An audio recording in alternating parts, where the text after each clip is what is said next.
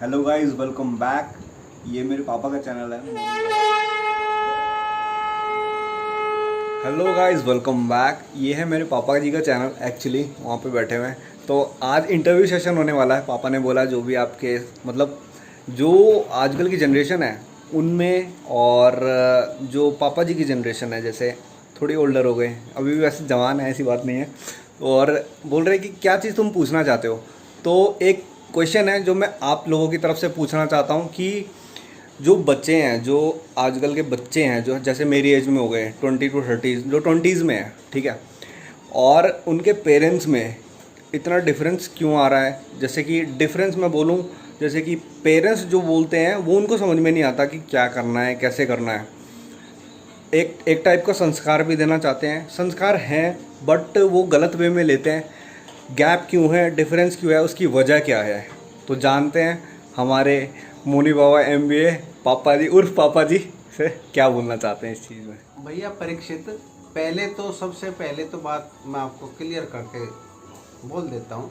ये मोनी बाबा जो मैंने नाम रखा है चैनल का, तो मैं मोनी बाबा नहीं हूँ।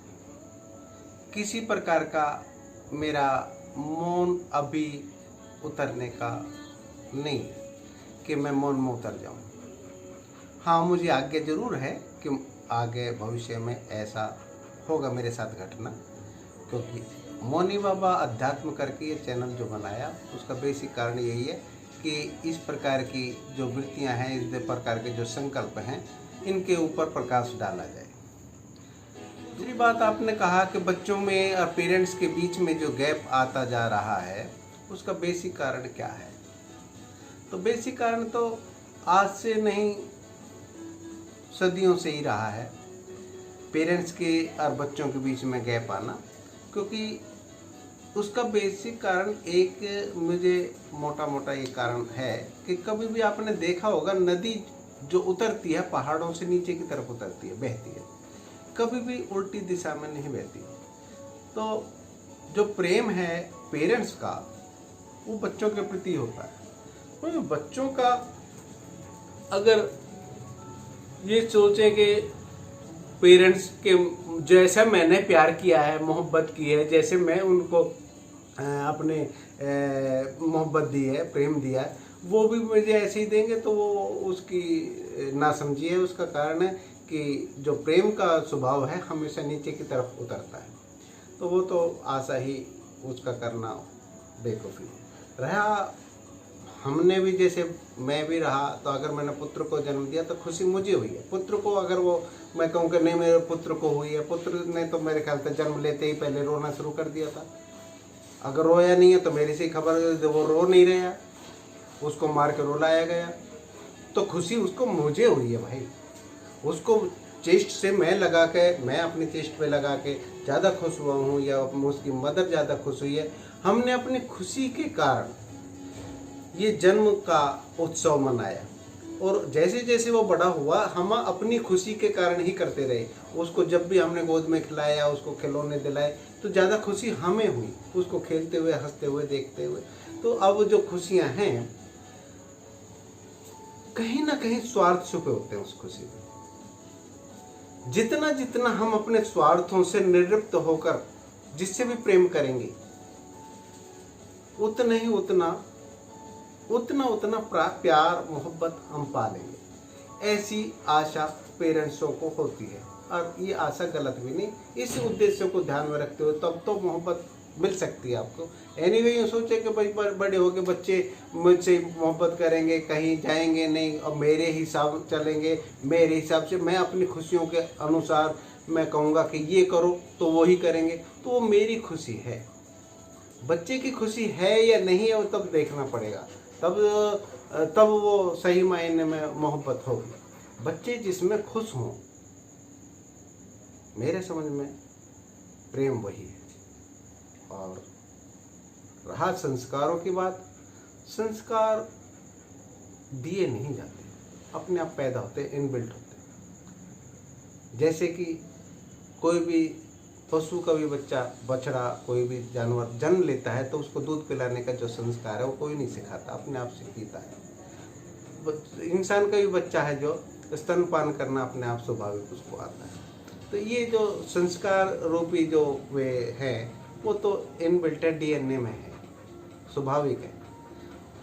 और आपका दूसरा क्या था क्वेश्चन?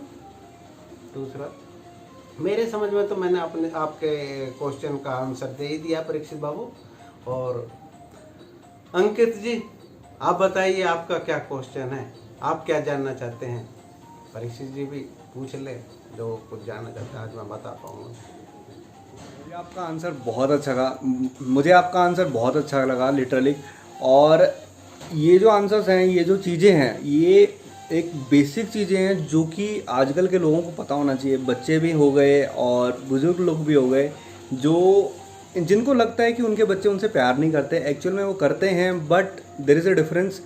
और कहीं ना कहीं कमी पड़ रही है जो कि पापा ने प्रॉपर तरीके से, हमारे पापा ने बहुत अच्छे से आंसर दिया, और हमारे पापा ने बहुत अच्छे से आंसर दिया जिसका, और सभी को इस चीज़ के बारे में ध्यान देना चाहिए। तो मैं एक क्वेश्चन और पूछना चाहता हूँ, मेरा लास्ट क्वेश्चन है, इसके बाद जिसको भी क्वेश्चन पूछना पूछो। मैं आपकी तरफ से ये क्वेश्चन पूछना चाहता हूँ कि यार आजकल की जनरेशन है जो कि हम वेस्टर्न कल्चर को बहुत ज़्यादा फॉलो करते हैं। आई डोंट नो व्हाई, ऐसा मतलब रीज़न हो सकता है कि हम फॉलो इसलिए करते हैं क्योंकि भाई अंग्रेज आए हैं, कुछ ना कुछ तो छोड़ के जाएंगे ही। इंग्लिश छोड़ गए, आज तक हम इंग्लिश बोलते रहे, वो आज तक हम इंग्लिश बोलते हैं, आज तक हम इंग्लिश बोलते हैं। और हम कहीं भी नौकरी करें, कहीं भी जॉब करें, सबसे पहला क्वेश्चन यही होता है कि आपको इंग्लिश आती है। तो मेरा क्वेश्चन ये है कि हमारी जो पहचान थी भारत की, पहले एक गुरुओं का देश हुआ करता था, तो हम ज्ञान बांटते थे पूरी दुनिया में।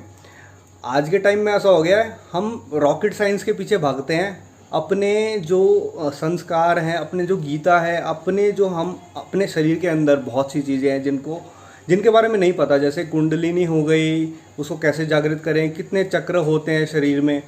बहुत से लोग हैं जो कि जिनको बेसिक चीज़ें नहीं पता, जो कि पहले के टाइम में सिखाई जाती थी। गुरुकुल, आई थिंक गुरुकुल बोलते हैं, क्या बोलते हैं, हाँ, जो यंग बच्चे होते थे उनको गुरुकुल में डाल दिया जाता था, जिससे कि वो ये जो बेसिक चीज़ें हैं जिससे हम जीवन निर्वाह करते थे, वो चीज़ें उस टाइम पे सिखाई जाती थी। आजकल उसके जगह कुछ नहीं है भाई, हम MBA कर लेंगे, कमा लेंगे, पैसे ज़रूरी हैं।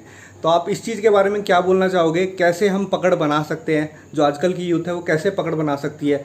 क्या यूथ गलत है, और अगर गलत है तो कब जाके ठीक होगी, या ठीक हो भी सकती है? हम अपनी जो भारत है वो अपनी छवि दोबारा बना सकता है, गुरु का देश दोबारा कहला सकता? आपने क्वेश्चन एक ही है पर विस्तार करके खुल के बताया, पूछा, अच्छा लगा।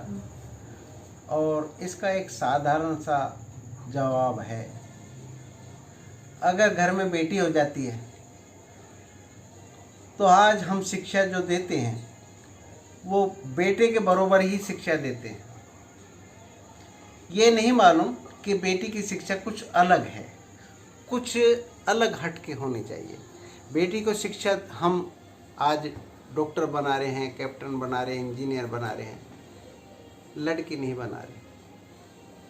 बेटे को हम इंजीनियर बना रहे हैं, डॉक्टर बना रहे हैं, या पायलट बना रहे हैं, या ऊंचे पद के लिए तैयार कर रहे हैं, परंतु बेटा नहीं बना रहे। कहीं ना कहीं हम चूक रहे हैं, क्योंकि जो हमारी जो स्टडी थी, आपने कहा मैं गुरुकुल में गया हूँ, मैं खुद गया हूँ गुरुकुल कांगड़ी में, मैं रहा हूँ, परंतु मेरे दादाजी को मेरे से ज़्यादा मोहब्बत थी, मुझे ले आए थे वापस। वो मेरे बगैर रह नहीं पाए और ले आए। तो मैंने उसका भी माहौल देखा है। आज हम गुरुकुल में चले जाएं, चाहे यहाँ पर इंग्लिश स्कूल में पढ़ लें, पब्लिक स्कूल में पढ़ लें, या गवर्नमेंट के स्कूल में पढ़ लें, शिक्षा पद्धति बदल चुकी है। अगर गुरुकुल कांगड़ी में भी चले जाएं, अच्छे उसमें चले जाएं, तो हमें हवन करना तो सिखाएंगे, संस्कृत की बहुत अच्छी पाठशाला भी सिखाएंगे, परंतु जो आज का समाज है उसके अनुसार ना तो हम इंग्लिश सीख पाएंगे कि इंग्लिश सब जगह बोली जाती है, हम ट्रांसलेट किया जाता है, ना कंप्यूटर शिक्षा होगी। जो आज की पद्धति के अनुसार जो शिक्षा पद्धति है वो हमारी खंडित हो गई है। पहले ऐसा नहीं था। पहले इसलिए नहीं था कि जो हमारे आचार्य थे वो स्वार्थ विहीन थे, अर्थात उनका निजी स्वार्थ नहीं हुआ करता था। आज कोई भी आचार्य पढ़ा रहा है तो उसका अपना निजी स्वार्थ उसमें घुस गया, और वो जो पढ़ाई करा रहा है, जो उसने स्टडी की है वही दे रहा है। जो स्टडी की है, अर्थात अब जैसे मैंने स्टडी की है कोई भी, तो मैं वही ज्ञान दूंगा। उसका बेसिक कारण है, तो वो जो ज्ञान है ना वो कहीं ना कहीं झूठा हो गया।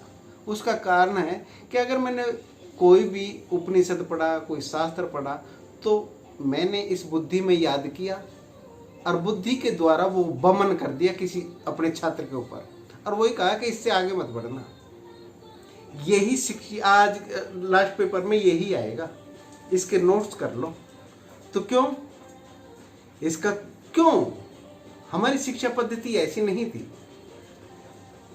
ये 380 साल लगे हैं इस शिक्षा पद्धति को, हमारी जो हिंदू संस्कृति जो हमारी संस्कृति थी उस पद्धति को खत्म करने के लिए अंग्रेजों ने बहुत कोशिश की थी, परंतु आज हम उसको खुद खत्म कर रहे हैं। अगर मेरा बच्चा संस्कृत विद्यालय में पढ़ता है तो कहीं ना कहीं हम सोचते हैं कि यार इंग्लिश नहीं आती। अगर संस्कृत विद्यालय में पढ़ता है और वो अपना शोध खुद करने लगता है तो उससे कहते हैं नहीं, आचार्य बनना है, व्याकरण आचार्य करना है तुझे।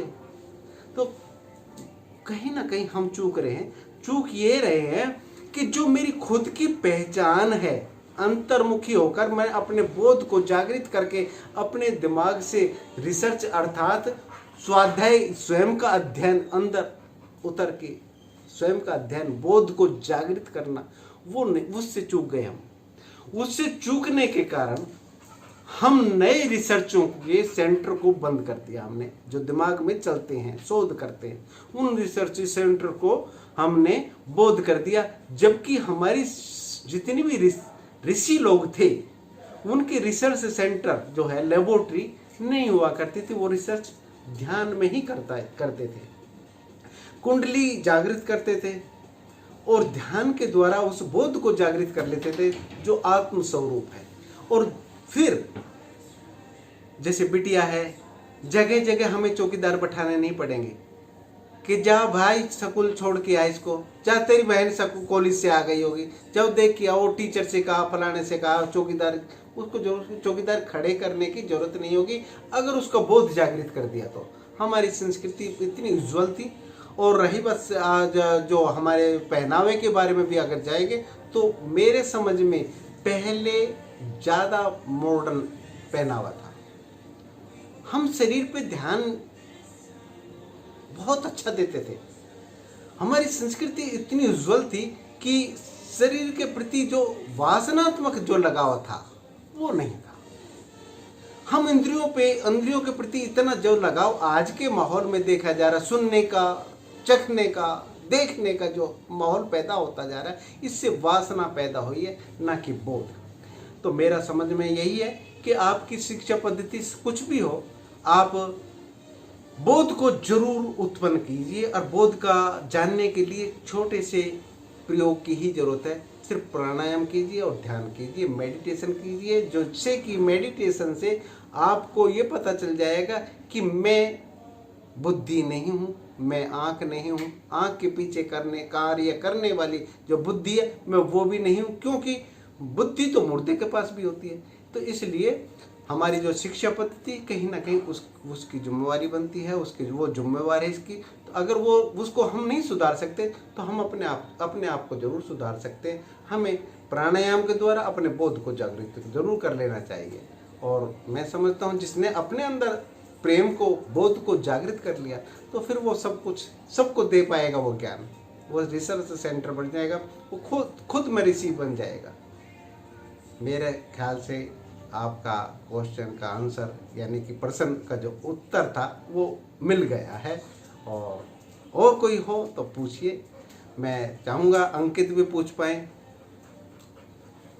तो इस वीडियो अच्छा लगे तो इस वीडियो को लाइक कीजिए, सब्सक्राइब कीजिए और ज़्यादा से ज़्यादा कमेंट कीजिए और ज़्यादा से ज़्यादा देखिए और इस वीडियो को शेयर कीजिए और घंटी भी बजा देना। बाय बाय दोस्तों, नमस्कार।